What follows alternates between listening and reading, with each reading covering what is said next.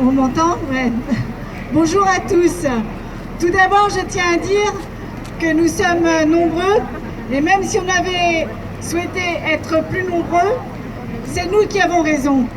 Raison de nous rassembler, travailleurs de l'usine et du CRV, mais aussi travailleurs de la RATP, de la SNCF, de Pisorno, de Tang, de l'éducation, et je dois en oublier.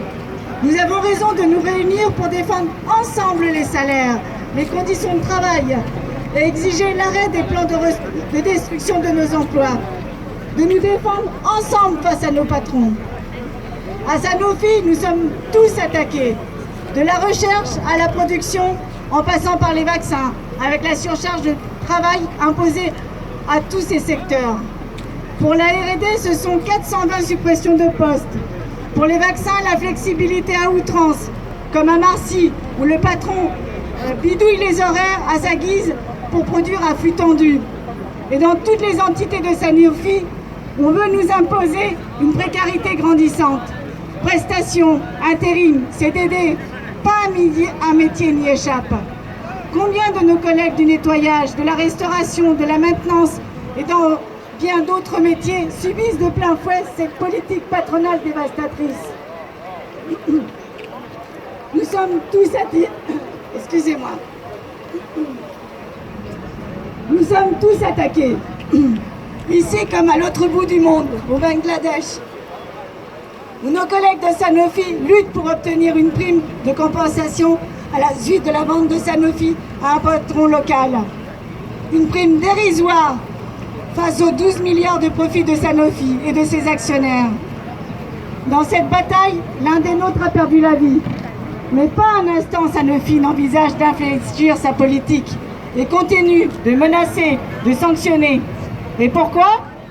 Pour remplir les poches déjà pleines des actionnaires. Car l'entreprise s'en fiche de savoir si notre travail est utile ou non, se fiche de nos vies et prend chaque décision dans un souci de profit, pas de nécessité sociale ou d'intérêt général, non. Les actionnaires et leurs représentants sont sourds à nos revendications.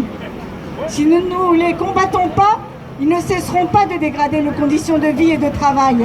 Ils n'hésiteront pas à continuer à mettre des travailleurs à la porte, en pleine période de crise et de chômage, comme on a vu encore avec SFR et les 1700 suppressions d'emplois. Et pourtant, nous avons la force de les arrêter, de les faire reculer. Oui, on en a la force. Parce que nous sommes ceux qui produisons tout, ceux qui font tout fonctionner. Sans nous, pas un médicament, pas une voiture, pas d'école, pas d'infirmière, etc. Rien ne sort. Même au nombre que nous sommes aujourd'hui, nous exprimons que nous ne sommes pas d'accord, que nous n'acceptons pas ce que l'on veut nous imposer. Et pour se renforcer, chacun de nous a les moyens de gagner son ou ses collègues de travail qui n'osent pas encore bouger. Mais aussi faire comme aujourd'hui, tisser des liens d'usine en usine, entre métiers, entre secteurs différents, parce que nos revendications sont fondamentalement identiques. On a les mêmes problèmes tous, de salaire, d'emploi. Pour que nos vies de salariés s'améliorent, pour que cessent les plans de suppression d'emplois, pour que nos salaires soient augmentés, que nos collègues en contrat précaire soient embauchés avec les mêmes droits que nous, que nos conditions de travail s'améliorent. Nous devrons nous unir pour nous battre ensemble contre ceux qui profitent de notre travail. Ensemble, parce que nos adversaires s'organisent, mènent ensemble leur politique contre nous tous. Nous voulons tous travailler et vivre dans des conditions dignes du XXIe siècle. Nous voulons que tout le monde puisse profiter de ce que la technique et la science offrent de mieux.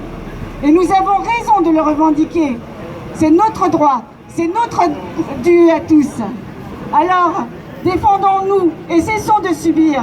Soyons conscients qu'ensemble, quel que soit notre métier, nous pouvons collectivement faire autre chose de cette société.